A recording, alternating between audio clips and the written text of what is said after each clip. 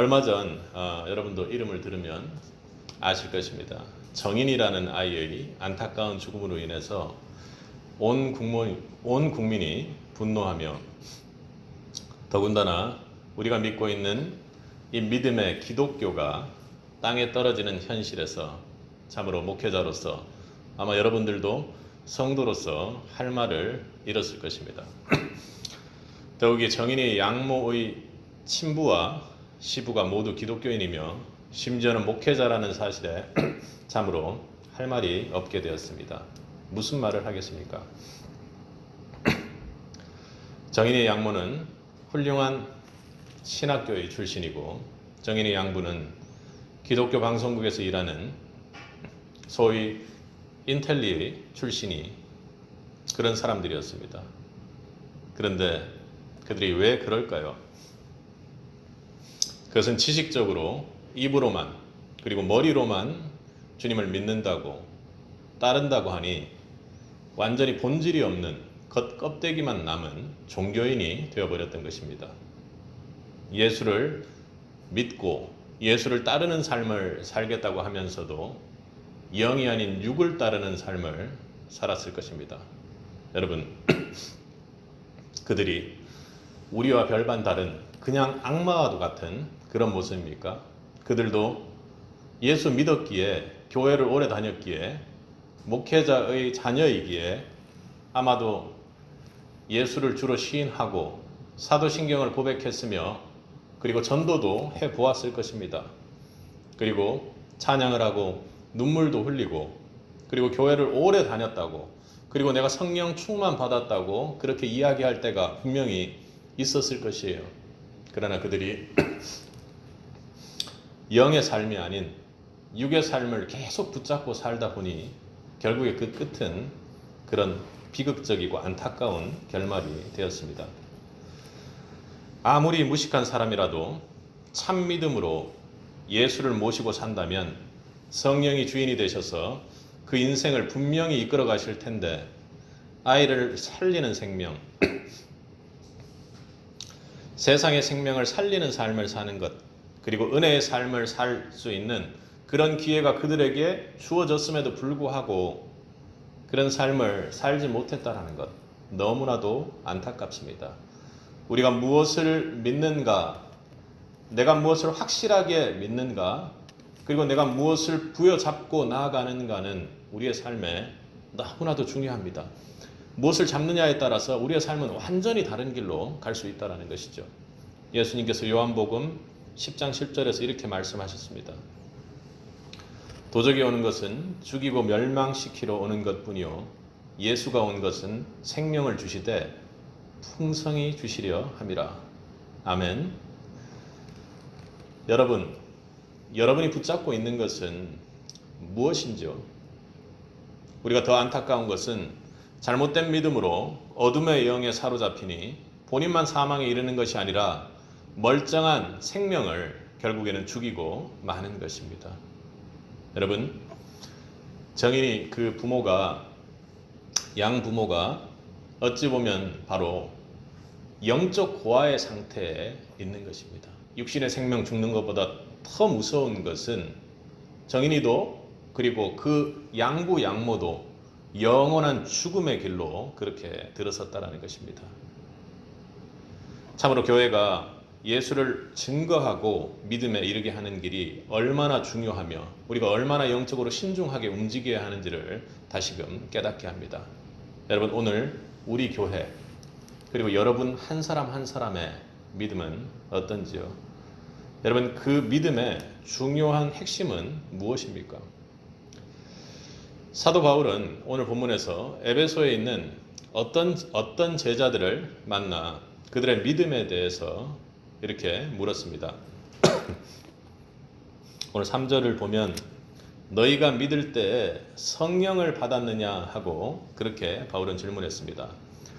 바울의 질문은 교회 성도들의 믿음에 대해서 이 교회 성도 수가 얼마가 되느냐, 이 교회는 몇 년 되었으며 혹은 너는 모태신앙이냐 하고 그렇게 물었던 거 아니죠.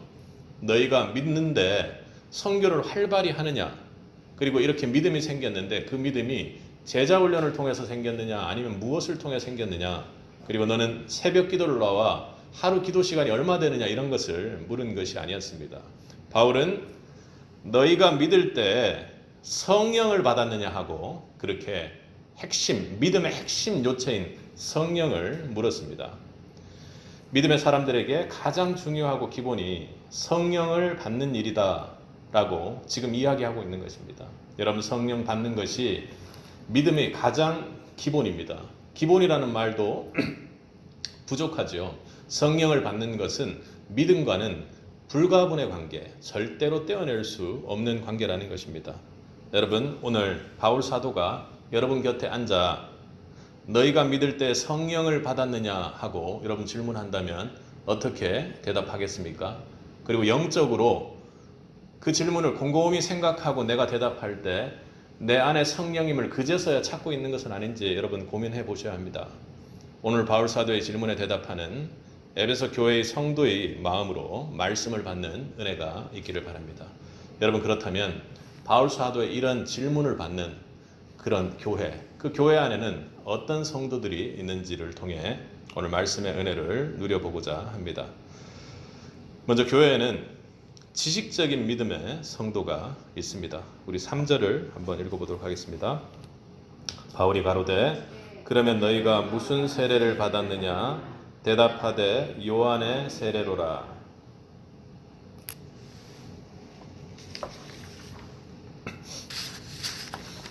오늘 본문의 어떤 제자들은 요한의 세례는 부분적으로 알고 믿었으나 성령이 있는 것은 전혀 모르는 상황이었습니다. 요한의 세례는 받았으나 성령 세례는 무엇인지 몰랐습니다. 그러나 성령을 받지 않고서는 예수를 진정으로 믿는 자라 여러분 말할 수 없습니다. 우리 4절을 한번 이어 읽어보겠습니다. 바울이 가로되 요한의 회개의 세례를 베풀며 백성에게 말하되 내 뒤에 오시는 이를 믿으라 하였으니 이는 곧 예수라 하거늘. 바울은 요한의 세례에 대해 잘못 이해하고 있는 제자들에게 요한의 세례에 대한 정확한 메시지를 가르쳤습니다. 핵심을 가르쳤던 것이죠. 요한이 베푼 세례는 그리스도를 믿음으로 받아들이고 성령을 받기 위한 준비의 단계로서 마음의 변화와 근본적인 삶의 전환을 위해 베푼 회개의 세례였던 것입니다. 그러니까 예수 그리스도를 믿게 하기 위한 준비 단계를 요한은 했던 것이죠. 그게 요한 세례의 본질입니다. 요한 세례의 본질은 준비 단계였다라는 것을 이해하는 것이죠. 그러니 설령 이들이 에베소 교회에서 열심을 가졌다 하더라도 바울의 영적인 눈에는, 성령의 시각에는 예수를 믿는 참 믿음을 가진 제자들로 뭔가 어딘가 부족하게 보였던 것입니다. 참으로 두려운 일입니다. 목회를 하면서 가장 두려운 일이에요. 여러분들을 보면서 기도하고 할 때 이것이 지금 참으로 성령 믿는 믿음, 성령으로 거듭난 사람들이 우리 교회 성도들인가 하는 것을 보는 것은 참으로 두렵고 또 떨리는 일입니다. 그러기에 제가 더 기도 많이 하고 우리도 함께 기도로 나가야 할 것입니다. 여러분, 지적인 믿음은 구원에 이르는 참 믿음이 아닙니다. 참으로 두려운 말이죠. 불완전할 수밖에 없습니다. 오늘 본문 3차 전도여행 시작에서 나오는 아볼로가 그랬고, 아볼로가 전파하여 믿음을 가진 에베소 교인들이 대부분 요한의 세례만 알고 있었습니다. 이것은 제대로 모르고 있었다라는 것을 넘어서 매우 심각한 구원의 문제와 직결되는 것이기 때문에 매우 심각한 문제지요. 그들은 요한의 세례도 사실은 제대로 알고 있지 못했던 것입니다. 요한이 자신을 드러내었습니까? 아니죠. 내 뒤에 오시는 분이 있다고 내가 지금 존재하는 본질에 대해서 요한은 정확히 가르쳤던 사람입니다. 아볼로의 믿음은 배워서 경험한 그런 지식적인 믿음이었습니다. 무엇이 우리 구원에, 우리 영생에, 우리의 생명에, 우리의 영에 무엇이 정말로 중요한 핵심이고 본질인지를 모른다라는 것이죠. 구원에 이르는 믿음은 우리의 전인격적인 역사가 따라가야 합니다.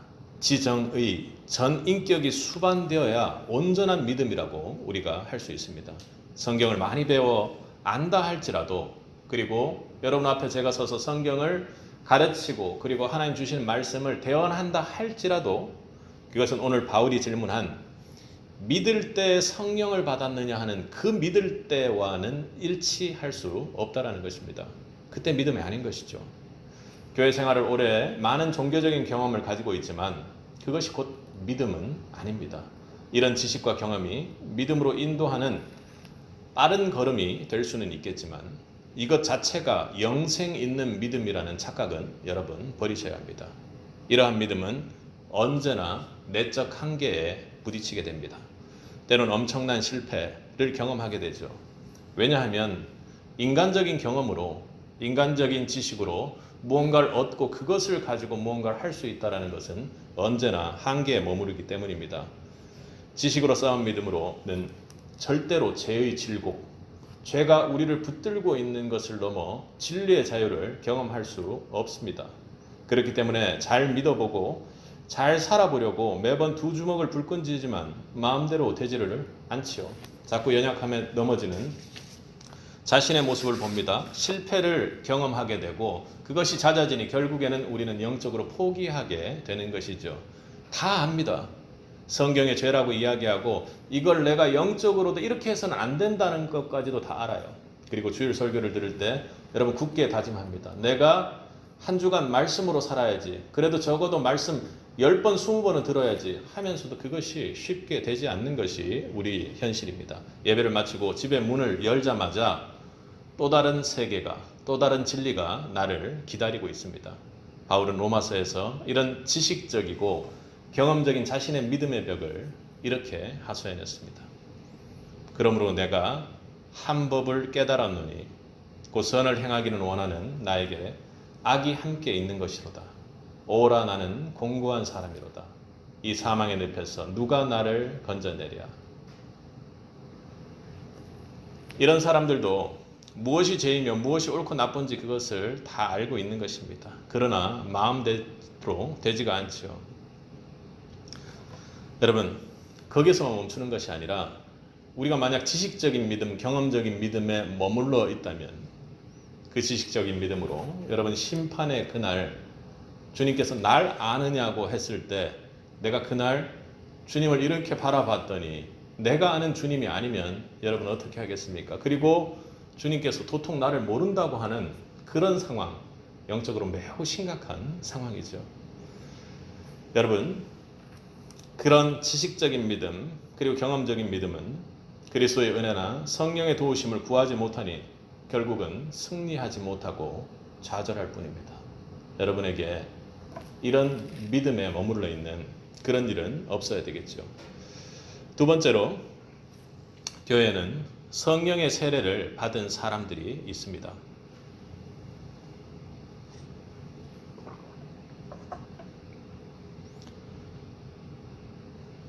찰스 피니는 법률가였는데 성경을 믿다가 회개하고 예수를 믿기로 그렇게 결심한 사람입니다. 그는 기도의 사람으로 여러분들도 잘 알고 있죠.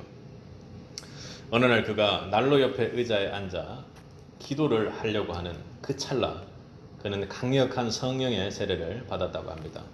그는 전혀 그런 기대를 가지지도 않았고 성령에 대한 말도 많이 들어보질 않았는데 그런데 갑자기 기도하는 그 순간 성령이 자신에게 강림하는 것을 그는 체험한 것입니다. 그는 성령 세례를 체험한 순간 하나님의 놀라운 사랑을 말로 표현할 길이 없이 이 벅찬 기쁨 때문에 견디지를 못했다고 합니다. 그리고 그 기쁨과 사랑에 엉엉 소리를 내어 울었다고 합니다. 그리고 그 성령 세례의 체험이 너무나도 강해서 전류 같은 그 역사가 강렬해서 그 진동이 계속되자 그는 주여 나는 죽을 것 같습니다 하고 그렇게 외쳤다고 합니다. 죽을 것 같은 것이 아니라 그 성령 세례를 통해 나는 죽고 예수는 사는 그런 삶이 새롭게 시작된 것이죠. 여러분 믿을 때에 성령 세례를 받았습니까? 여러분 믿을 때에 성령 세례를 받았습니까? 우리 5절과 6절을 함께 읽어보도록 하겠습니다. 함께 읽겠습니다. 저희가 듣고 주 예수 이름으로 세례를 받으니 바울이 그들에게 안수하매 성령이 그들에게 임하심으로 방언도 하고 예언도 하니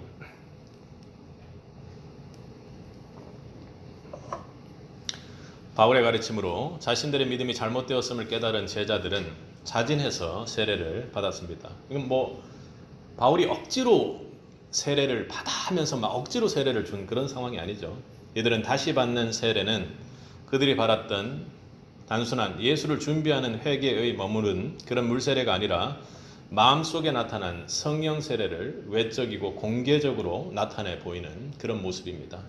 세례는 행위가 아니라 세례받는 그 날에 세례받는 그 행위가 중요한 것이 아니라 그 본질이 중요한 것입니다. 여러분, 세례의 본질이 무엇입니까?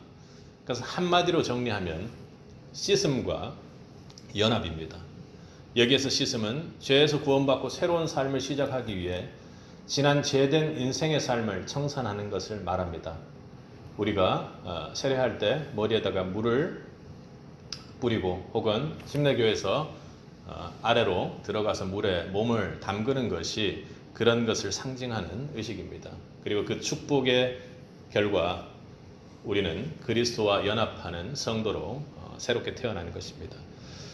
그리스도와 성도의 연합이 바로 세례의 본질입니다. 그러나 그리스도와 연합됨은 죄에서의 구원은 죄인된 인간의 스스로의 힘으로는 전혀 불가능한 일입니다.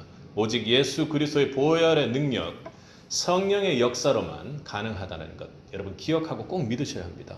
다시 말해 성령 세례는 죄의 지배에서 벗어나 그 결과로 성령으로 말미암아 그리스도와 더불어 연합함으로써 구원받는 새 삶을 부여받는 것을 말하는 것입니다. 성령 세례를 받는다는 것, 그러기에 우리의 성도의 인생에서 새로운 삶을 시작하는 것을 의미합니다. 여러분, 우리가 누구와 연합하느냐에 따라 우리의 삶은 완전히 달라지지요. 영적 무지로 인해 복음이 아닌 것을 복음인 것으로 그렇게 생각하는 경우들 참 많습니다. 여러분이 참된 믿음의 성도라면 성령으로만 예수님과 연합됨을 믿을 수 있길 바랍니다. 아멘이십니까? 절대로 잊으셔서는 안 됩니다. 기도하고 구하셔야 합니다. 그러기에 나의 구원을 사모함으로 주님께 구하고 성령님께 간구하며 이루어 나가야 하는 것이죠. 세상의 사명으로 나가기 전에는 성도는 예수 그리스도와 함께 한 몸으로 연합되어 나가야 합니다. 그러니까 예수 그리스도와 내가 한 몸으로 연합되지 않았는데 내가 사명의 길에 떠난다라는 것은 절대로 있을 수가 없는 일이죠. 그건 주님께서 하는 그런 사명이 아니라 내가 이끌어가는 사명이 될 것입니다. 어느 파트너와 연합하는지는 성도의 인생의 성패를 결정짓는 중요한 요인입니다. 비전의 길이냐, 방황의 길이냐, 그리고 세상을 그냥 방황하다가 주님 보는 날 그렇게 갈 것이냐를 결정하는 것입니다. 우리는 세상과 연합하면서 동시에 예수님과 절대 연합할 수 없습니다. 오늘의 바울도 다메섹 도상에 오기까지 세상과 연합하여 예수를 핍박하던 자였던 것이 분명합니다. 그러나 이제 바울은 강권적인 성령의 세례로 예수님과 연합하여 소아시아 전체를 하나님의 나라로 복음화하고 있는 그런 비전의 삶을 살고 있는 것입니다. 다메섹에서부터 바울은 성령의 세례로 말미암아 예수님 한 분과만 완전히 연합되었던 사람입니다. 그날 이후 바울은 성령으로 말미암아 받은 믿음으로 새로운 삶을 살게 되었던 것이죠. 비전의 삶입니다. 그분과 함께 가는 인생길은 천국의 기쁨으로 넘쳤을 것입니다.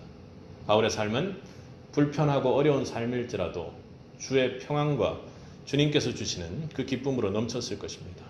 성도 여러분, 우리가 진정 새 인생을 살려고 한다면 성령의 세례를 받아야 합니다. 성령이 임하면 새로운 삶이 시작됩니다.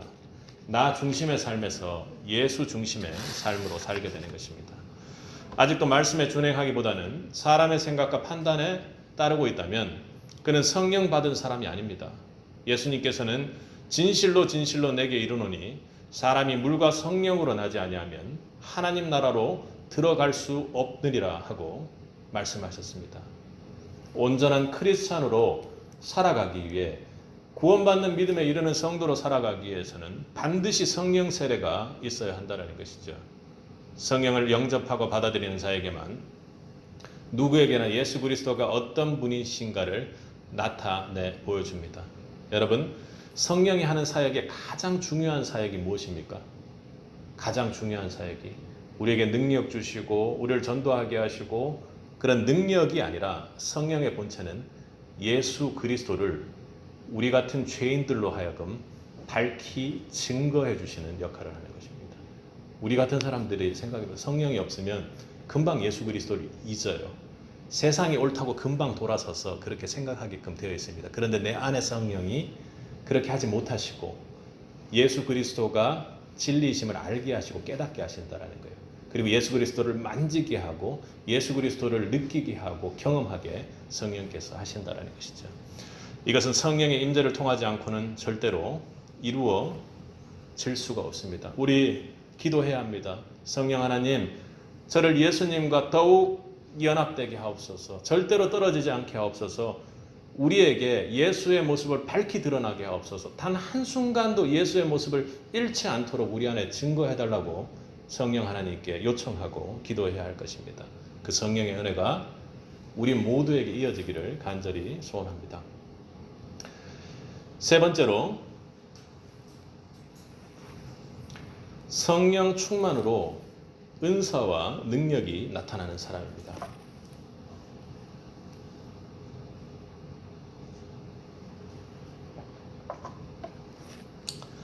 이 에베소 사건을 통해서 알 수 있는 성령님에 관한 것을 잠깐 정리를 해보면, 사실은 우리 오순절 성령 강림처럼 에베소에도 성령이 강림했다 하고 그렇게 신학적으로 이야기하기도 합니다.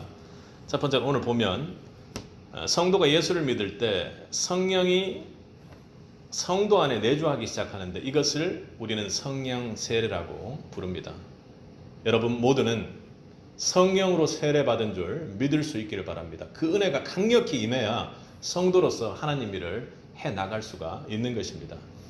둘째, 성령이 그렇게 내주한 그 성도가 성령의 존재를 느끼고 성령의 역사를 경험하며 그리고 성령을 함께 인도를 받으며 하는 것, 그게 무엇입니까? 그렇게 신앙생활하는 것, 성령을 체험한다고 이야기합니다. 그리고 세 번째로는 성령의 임재와 체험이 그렇게 나에게 지속적으로 일어나면서 그 성령이 내 삶 속에서 더욱 커져서 그것이 넘쳐 흐를 때, 그때 우리는 그것을 성령 충만이라고 이야기를 합니다. 성령의 보다 크고 놀라운 은혜를 경험하는 것, 그것이 바로 성령 충만이죠. 여기서 중요한 것은 성령 세례를 받은 것에 성도가 만족하지 않고 성령을 체험하고 나아가 성령 충만의 삶을 살아야 한다는 데 있는 것입니다. 늘 성령을 체험하고 성령에 의해 성도의 온 삶을 지배되는 성령 충만한 삶이야말로 성도가 누릴 수 있는 가장 축복이고 특권이며 이 땅을 사는 성도의 능력이 되기 때문입니다. 그러므로 성령 충만이 없는 성도의 삶은 진정한 성도의 삶이라고 할 수가 없는 것입니다. 여러분, 오늘 성령 충만의 역사와 능력이 에베소에서 언제 나타났습니까? 작은 하나로, 첫 번째로 복음의 말씀이 있는 곳에, 그리고 복음이 전해질 때 그때 나타납니다. 우리 4절을 한번 읽어보도록 하겠습니다. 바울이 가로되 요한이 회개의 세례를 베풀며 백성에게 말하되 내 뒤에 오시는 이를 믿으라 하였으니 이는 곧 예수라 하거늘. 지금 무엇입니까 이게? 그들이 복음이 어떤 것인지를 거의 다 알고 있어요. 거의 다 알고 있기에 간단하게 그들에게 필요한 예수라는 복음을 전하는 것입니다. 복음이 선포되는 것이죠. 그 세례 요한이 준 것이 진정한 복음이 아니라 세례 요한이 그렇게 말하지 않았느냐. 그 뒤에 오시는 이를 믿으라고 했는데 그분이 바로 메시아고 예수다, 이렇게 얘기를 하고 있는 것입니다. 바울은 복음을 전하여 가르치고 있는 것입니다. 바울 사도가 에베소의 성도들에게, 믿는다고 하는 그 성도들에게 복음을 전하는 것이 바로 성령 역사의 시작이 되었습니다. 여러분, 복음에 붙들려 복음의 말씀을 전할 때 성령의 역사와 능력이 나타나는 줄로 믿습니다. 여러분, 성령의 역사가 없이는 절대로 복음이 믿어지는 법이 없다라는 것을 여러분 영적으로 꼭 가슴속에 새기고 있어야 합니다. 여기에서 선교의 방향이 달라집니다. 우리가 선교를 위해서 무언가를 해야 될까를 고민하는 그런 사람들이 있습니다. 분명 방향을 고민해야죠. 그런데 선교는요, 복음이 선포되는 것이고 그 복음의 능력으로 그 복음에 성령이 감동을 주어 그 선교가 이루어진다는 것을 믿는 자와 그렇지 않은 자의 선교의 방향은 전혀 달라지겠죠. 복음 자체의 능력이 있습니다. 왜요? 거기에 바로 성령이 역사하기 때문입니다. 여러분 삶에 지금 성령 역사가 일어나지 않습니까? 내가 지금 성령 충만하다라고 그렇게 깨닫지 못하고 있나요? 혹 그렇다면 여러분 삶을 돌아보세요. 여러분 삶의 근처에 복음이 단 하루도 존재하지 않는 날이 없어야 합니다. 여러분 성령 충만을 구한다면 여러분 삶을 한번 돌아보세요. 여러분 삶 가운데 예수 복음이 여러분 삶을 완전히 지배하고 있는지를 보시면 됩니다. 여러분 삶 가운데 예수의 복음이 성령 충만의 역사가 일어나기를 소원합니다. 작은 두 번째로 성령님의 역사와 능력은 기도를 통해서 나타납니다. 우리 6절을 한번 읽어보도록 하겠습니다. 함께 읽겠습니다. 바울이 그들에게 안수하매 성령이 그들에게 임하심으로 방언도 하고 예언도 하니. 바울이 그들에게 안수하매 성령이 그들에게 임하심으로 방언도 하고 예언도 하니 이렇게 말합니다. 여러분 성령이 왜 임했습니까? 성령이 지금 왜 임했어요? 바울이 안수했기 때문에 성령이 임했습니까? 그렇지 않습니다, 여러분. 바울이 안수했다라는 것에 영적 포커스가 있는 것이 아니라 그들이 함께 성령을 사모함으로 기도했다라는 데 그 포커스가 있는 것입니다.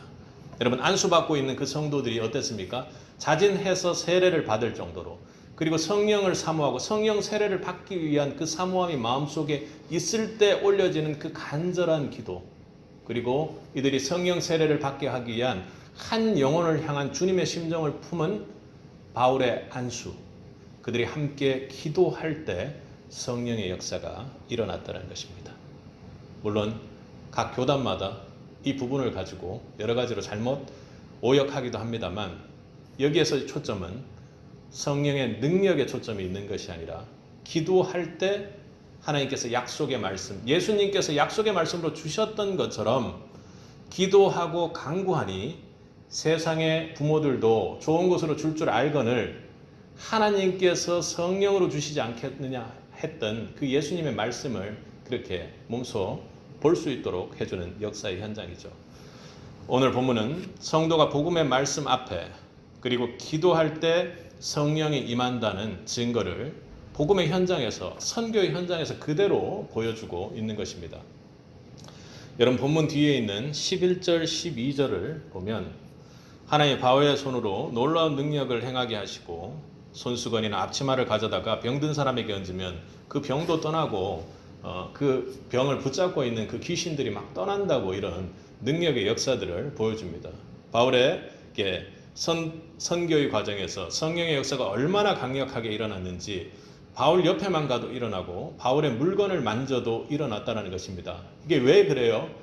바울에게 성령 충만의 역사가 일어났기 때문입니다. 그런데 바울이 성령 충만했고 바울이라는 사람이 영광되는 것이 아니라 바울이 어떻게 해요? 복음만 전하는 거예요. 복음 외에는 다른 것을 생각하지 않는 거예요. 복음의 능력이 자신의 삶을 지배하고 있는 겁니다. 그리고 복음을 사모하고 성령을 사모하는 그들의 기도가 쉬지 않고 선교의 과정 동안 이어졌기 때문에 이런 역사가 일어나는 것이죠. 선교하는 성도가 계속 기도하고 계속 복음을 전하니까 성령이 역사하신 겁니다. 오늘도 복음에 사로잡히고 항상 기도할 때 세빛에 이런 성령의 역사가 일어날 줄로 온전히 믿을 수 있기를 바랍니다. 여러분 그렇게 하고 계십니까? 복음의 능력으로 그리고 성령의 역사가 일어나는지를 여러분 돌아보십시오. 여러분 삶 가운데 내가 복음으로 삶을 지배하고 있는지, 복음이 내 삶을 지배하고 있는지, 기도가 내 삶의 영역 곳곳에 침투해서 완전히 장악하고 있는지를 보시란 말입니다. 성령 충만 받기를 원하십니까? 기도하십시오. 성령 충만 받기를 원하십니까? 복음을 전하십시오. 여러분의 삶에 복음이 여러분을 지배하도록 만들어 보십시오. 그러면 성령이 여러분으로 하여금 불평과 원망, 좌절, 실패가 아니라 승리와 기쁨과 그리고 여러분 삶 가운데 여러분이 이 땅에서도 천국의 삶을 누릴 수 있도록 이끌어 주실 것입니다. 여러분, 그런데 성령은 꼭 우리가 주의할 점이 있습니다. 그 기본은 우리가 죄된 존재들이기 때문에 성령마저도 우리의 욕심으로 이용해 버릴 수 있다는 것입니다. 우리가 주의할 것은 첫 번째로는 자신의 주관적인 성령 체험이 모든 것에 우선하는 그런 위험을 가져서는 안 됩니다. 절대로 안 되는 것이죠. 성령 체험을 너무 강조하고 주장하다 보면 성경을 넘어서거나 혹은 성경에 위배되는 그런 주장을 할 수가 있습니다. 여러분, 이단의 교회들의 가장 큰 특징이 성령을 잘못 사용하고 있다는 것입니다. 그리고 여러분들도 잘 아시는 것처럼 오순절 교회의 특징이 뭡니까? 성령의 은사를 강조합니다. 그러니까 성령 받은 사람에게서 성령의 은사가 강력하게 나타난다는 것을 이야기하는 거죠. 그러니까 성령을 강조하지만 사람들이 그걸 받아들일 때 결국에는 성령을 통해서 나타나는 능력과 기사에 포커스를 맞추고 집중하게 됩니다. 거기에 열광하고 거기에 몰리게 됩니다. 그렇죠? 그 교단이 너무나도 커져서 그냥 본 교단으로, 정통 교단으로 받아들이기는 했지만 여러분, 중요한 것은 기사나 기적이나 능력이 아니라 예수 그리스도, 그분의 말씀이라는 것, 여러분 잊어서는 안 될 것입니다. 여러분, 죽은 영이 나타나서 성령의 능력이 있는 사람에게 빙의 되어서 그 사람이 하는 그 죽은 영이 하는 그 말을 어떤 사람이 내뱉는 것 어떻습니까? 괜찮은가요? 기독교적으로 완전히 잘못된 내용입니다. 그런데요, 그런 영적인, 우리나라 사람들이 좋아할 만한 그런 영적인 일을 가지고 하는 그런 이단적인 교회의 교세가 정말 엄청나게 큽니다. 여러분, 성령의 체험이 절대로 성경에 위배되거나 말씀을 넘어서서는 안 됩니다. 바울도 영적 체험을 한 것을 고린도후서에서 이야기를 하죠. 근데 바울이 이야기하는 걸 들어보면 참으로 놀랍습니다. 그가 낙원으로 이끌려가서 말로 표현할 수 없는 말을 들었으니 사람이 가히 이르지 못할 말이로다, 이렇게 했습니다. 그러니까 천국의 경험을, 삼층천의 경험을 했는데 내가 그 경험을 할 때 거기에서 들려오는 소리가 내가 무슨 말로 할 수 없을 정도로 그냥 하나님의 말이었다 하고 이야기합니다. 그리고 자신에게 있었던 경험이라고 이야기하지 않고 어떤 한 사람이 있다고 그렇게 이야기하지 않습니까? 자신의 체험은 감추고 주님의 말씀을 앞세운 것이죠. 아무리 신령하고 특별한 체험이라도 여러분, 말씀보다는 앞설 수가 없는 것입니다. 두 번째 위험은 성경에서 제시된 것보다 훨씬 낮은 수준으로 성령에 만족하고 안위해버리는 것입니다. 그러니까 앞서 말했던 것처럼 성령의 역사가 없이는 우리가 예수 그리스도라는 구원에 이룰 수 없다고 그렇게 이야기하는데 그런 것조차를 성령의 역사를 믿지 않는 것이죠. 성경의 가르침을 자신이 알고 체험하는 수준으로 격화시키고 그것이 보통이고 지혜인 양 만족해야 하는 것입니다. 성령의 세례를 성경이 증거하고 있음에도 성령의 사역을 부인하는 교회의 전통이나 신학적인 가르침을 강조하는 것이죠. 그것을 성경 위에 놓는 것, 너무나도 영적으로 위험한 것입니다. 이것은 살아계시고 인격적이신 성령님을 문소하고 교리화하고 나아가서는 가두고 소멸시키며 방해하는 행위라는 것, 여러분 기억해야 합니다. 여러분, 여러분의 교회는 어느 쪽입니까?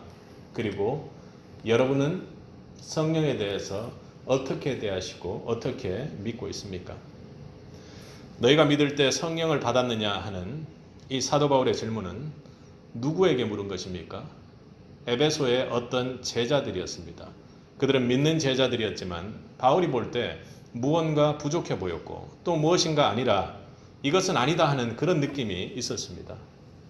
그러나 예수 이름이 복음이 전해지고 기도로 안수하자 성령이 그들에게 임하시고 그들은 방언하고 예언도 하게 되었습니다. 모든 성도는 성령으로 말미암아 거듭나게 되고 새로운 삶을 살아가게 됩니다. 성령으로 거듭난 성도 안에는 성령님이 내주하시죠. 그러나 성경은 성도가 거듭나는 순간에 성령님이 내 안에 내주하는 것만으로는 끝나지 않는다라는 것을 가르쳐주고 있습니다. 그것은 예수님이 제자들을 대할 때도 마찬가지셨습니다. 제자들은 예수님의 지상사역을 끝내고 그와 같이 있었고 그의 죽으심과 장사하심, 부활을 눈으로 본 사람들입니다. 그런데 그것으로 부족하다 하셨던 거예요. 친히 말씀하시기를 누가복음에서 볼지어다 내가 내 아버지의 약속하신 것을 너희에게 보내리니 너희는 위로부터 능력을 입히울 때까지 이 성에 유하라 그렇게 명령하셨죠. 그리고 오순절에 그들에게 성령을 주셨습니다. 사랑하는 성도 여러분, 성령으로 거듭난 것, 성령 세례 받은 것에 머물러 있는 성도가 되지 않기를 바랍니다.